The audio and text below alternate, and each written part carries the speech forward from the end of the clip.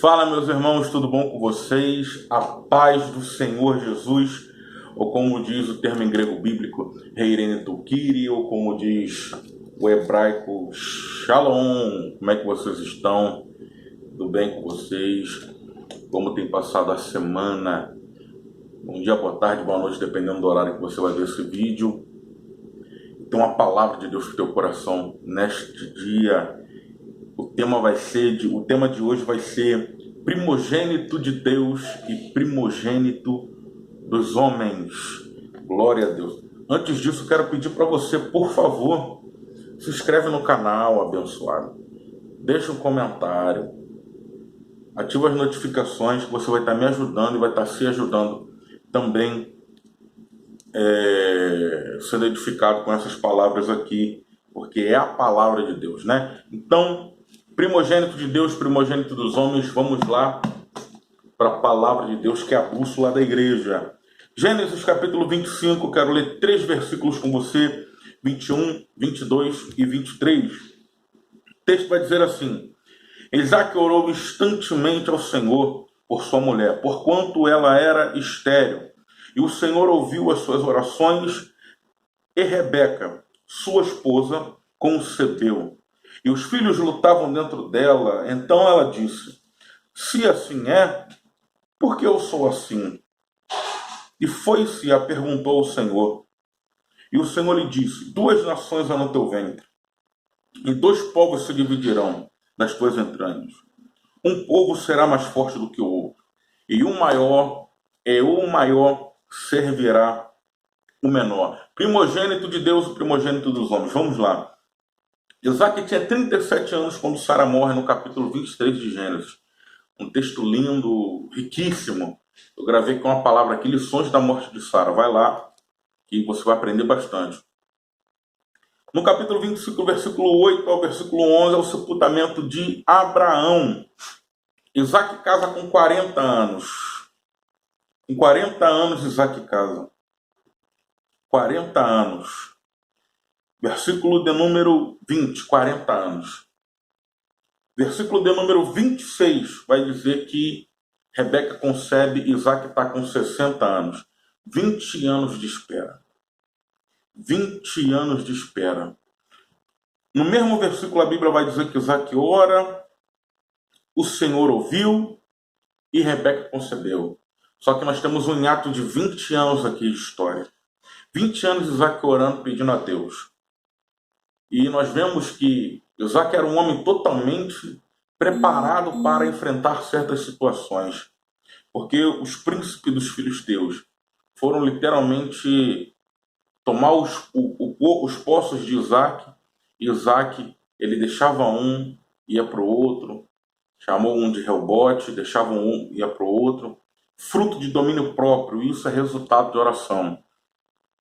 O que mais me chama a atenção é que do capítulo onde Abraão é chamado, capítulo 12 do livro de Gênesis, onde é o chamado de Abraão, até o nascimento de Isaque, nós vamos ver também que se passaram 20 anos, literalmente, 25 anos melhor. 25 anos do chamado de Abraão da terra dos caldeus até o nascimento de Isaque passaram-se 25 anos.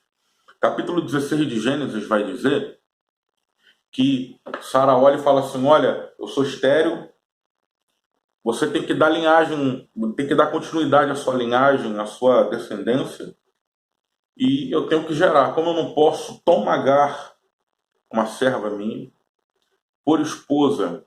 Capítulo 16 vai dizer que com 10 anos que ele saiu da terra de Ur, Agar concebe. Isaque passou 20 anos orando. E Abraão, com 10 anos, ele cede à tentação de não confiar em Deus e acaba gerando um problema maior. Oração, ela literalmente vai te preparar para você não se precipitar. Literalmente. O texto vai dizer que com 40 anos ele casa. 40 anos Isaque casa. E a Bíblia Sagrada é muito linda quando vai nos orientar sobre essa história. Porque o texto vai dizer que ele ora, ele pede a Deus durante 20 anos. E ela acaba gerando. E a palavra que conceber no original é harar.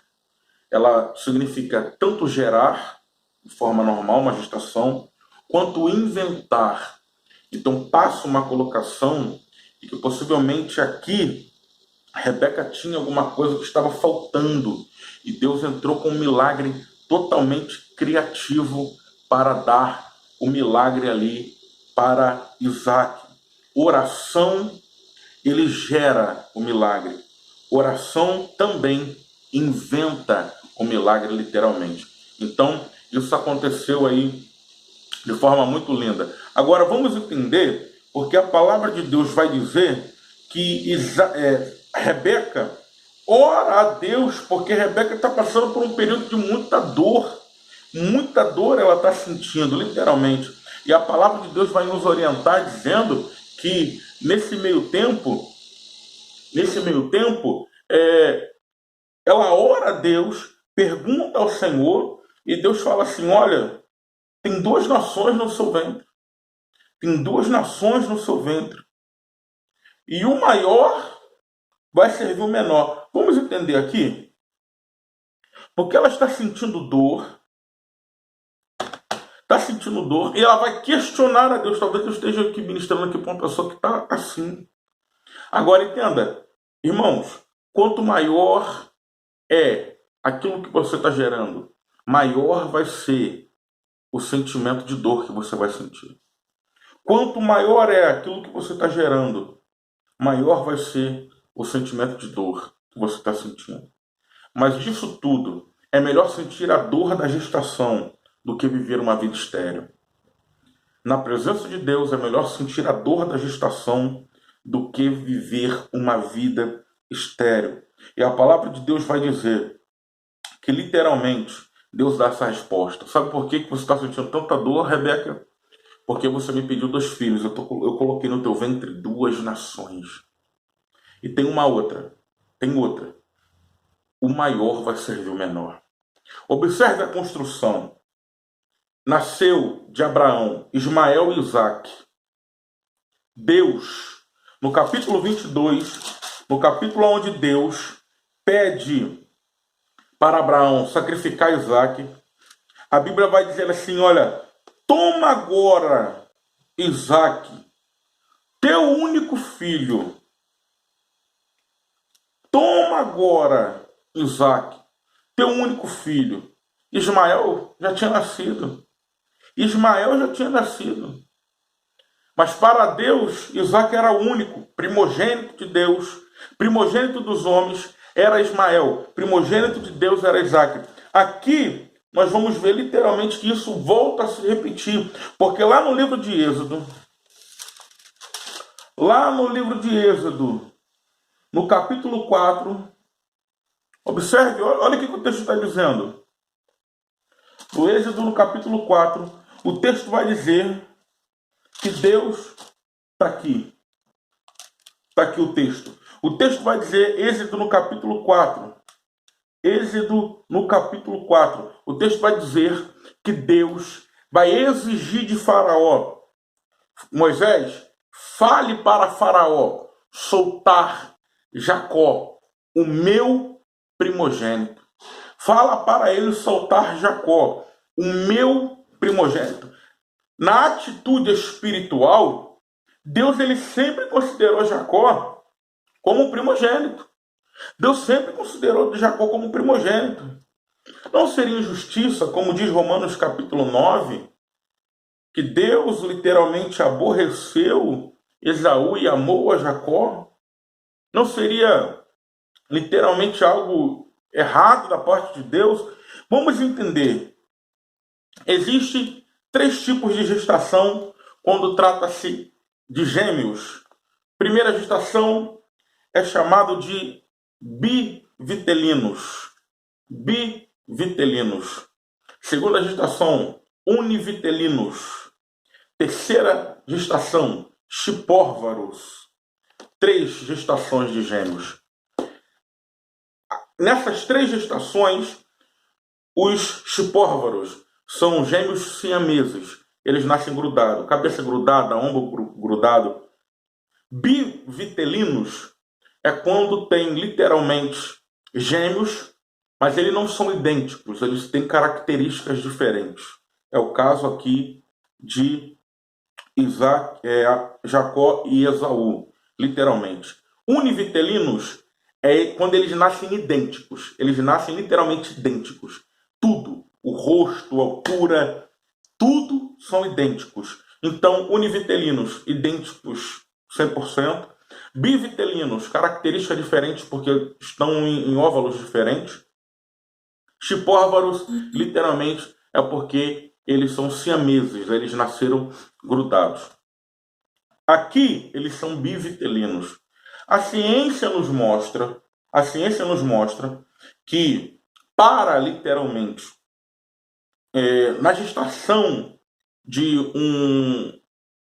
dentro dessa característica bivitelina, de gêmeos bivitelinos, nós vamos ter aqui, na hora do coito, que o casal literalmente está tendo a sua relação, 400 milhões de embriões são lançados, 400 milhões. Por causa da acidez, morre 200 milhões. Na acidez morreu 200 milhões, então ficam 200 milhões em busca desenfreada aí para chegar até a trompa. Então, 200 milhões, 150 milhões literalmente vão morrer no meio do caminho. No caso de bivitelinos, nós vamos ver que o primeiro se aloja, olha só, o primeiro embrião se aloja, ele vem para a parte superior. No caso de bivitelinos, isso pode acontecer dias ou semanas depois, o segundo embrião. Não necessariamente o segundo embrião vai vir logo junto com o primeiro. Então, isso pode ser no mesmo momento, ou dias, semanas depois. Vem o segundo embrião, olha só. Então, o primeiro embrião aqui, ele foi Jacó, que veio para cima. O segundo embrião, ele foi Esaú, que chegou e ficou na parte inferior do útero. Inferior. Jacó veio primeiro e ficou na parte superior, e Esaú veio e ficou na parte inferior. Só que quando vai nascer, quem nasce é quem chegou depois. Jacó é o primogênito de Deus. Jacó é o primogênito escolhido. Só que quem nasceu primeiro foi Esaú. Mas para Deus, por que Jacó foi o primeiro? Porque Deus, ele olha a partir do momento em que você nasce. Não. Deus olha a partir do momento em que você chega literalmente no útero e é formado. Você está com uma massa informe, diz o salmista. Então, quando Deus ele olhou Esaú nascendo primeiro, ele já sabia. Esaú nasceu primeiro. Mas quem chegou na história primeiro foi Jacó. Jacó é o meu primogênito. Tanta gente passando na tua frente. Tanta gente é mais avançada do que você. Sendo que você está há anos no Evangelho pedindo a Deus para ser exaltado. Quero deixar uma palavra para você. Deus sabe que você chegou primeiro, mas o tempo vai chegar. Permaneça em oração. Permaneça em súplica. Permaneça buscando. Permaneça pedindo a Deus. No tempo certo, varão. No tempo certo, varoa. Deus vai te exaltar. Eu declaro sobre a sua vida. Se você chegou primeiro e outras pessoas passaram na tua frente, não importa se tem vários barquinhos e só no seu está ventando uma tempestade, um temporal. Deus, no tempo certo, vai te honrar, vai te exaltar e o nome dele vai ser glorificado na tua vida. Então nós vemos que literalmente, na vida de Abraão, era Isaac, tinha Ismael. Na vida de Isaac, tinha Jacó e Esaú. Deus escolheu Jacó. Agora, o texto vai nos dizer que na vida de Jacó, ele vai ter uma renca de filhos. E o primogênito é Rubem. Rubem é o primogênito. É o irmão mais velho que a Bíblia diz. Eu tenho uma mensagem sobre o irmão mais velho falando desse Rubem. Qualquer dia eu vou estar trazendo ela aqui para você. O irmão mais velho, caracterizado em dois personagens. Eliabe, que quando Davi chega na guerra, ele conversa com Davi. Outra, que é aqui, Rubem, que é o irmão mais velho aqui de todos os filhos de Jacó. Então, o texto vai dizer que Deus rejeita Rubem e a promessa ela recai literalmente sobre a vida de José. José, ele é vendido por causa disso. José, ele é literalmente vilipendiado por causa dessa promessa. A bênção da primogenitura pesou demais ali sobre a vida de José. Mas Deus escolheu, e quando Deus escolhe, Deus sabe que você vai passar e vai tirar isso de forma bem tranquila. E a Bíblia Sagrada vai dizer que agora José tem 2 filhos, Jacó entra no Egito e Jacó está quase morrendo. No capítulo 48, o texto vai dizer que Jacó está deitado na cama. Ele está deitado na cama. A partir do versículo 14, o texto vai dizer assim: Jacó deitado na cama, ele levanta, ele pega os 2 filhos de José, coloca o Manassés na perna direita, coloca o Efraim na perna esquerda. Manassés era o mais velho, Efraim era o mais novo. O texto vai dizer: mas Israel, falando de Jacó, estendeu a sua mão direita sobre a cabeça de Efraim, que era o menor. Literalmente. Mas Israel, Jacó, estendeu a mão sobre a cabeça de Efraim, que era o menor. Quando Jacó viu que eles eram gêmeos, viu que Manassés e Efraim eram 2 irmãos, viu que literalmente estava acontecendo o que desde a época do vô dele, Abraão, desde a época do vô, Isaac passou por isso, ele passou por isso, José passou por isso, desde a época passada. Então, Jacó se vê no posicionamento de colocar tudo que está fora no lugar de novo. E o texto vai dizer que Jacó, em vez de abençoar Manassés como filho, em vez de abençoar Manassés como filho mais velho, ele cruza os braços e ele abençoa Efraim para dar linhagem, para dar sequência a essa linhagem. E aqui ele abençoa Manassés com a mão esquerda. E o texto vai dizer que José viu. Ele tira a mão. No versículo 17, ele fala: não, meu pai. Ele tira a mão, literalmente, da cabeça de Efraim e fala: Manassés é o mais velho. E o texto vai dizer no versículo 19: mas seu pai recusou e disse: eu o sei, filho meu, eu o sei. Essa palavra aqui, sei, é iada. Iada significa, literalmente, conhecer, perceber e considerar. Conhecer. Deus, ele vive num mundo, querido, que é literalmente fora desse tempo. Então Deus, ele conhece você, ele conhece o seu futuro, ele conhece o seu passado, ele conhece o seu presente, ele quer trabalhar em você. Mas Deus, ele sabe na onde que ele ordena a bênção. Então quando o texto fala, eu conheço, quando Jacó fala assim, conheço, ele está não tendo uma visão carnal, mas ele está vendo uma visão espiritual, dizendo, eu conheço, estou percebendo que está sobre ele, e eu vou considerar. Esses são os 3 significamentos, 3 literalmente pronúncias que se dão para a palavra iada, sei. Essa palavra sei no original é iada, conhecer, perceber e considerar. Significa essas 3 coisas.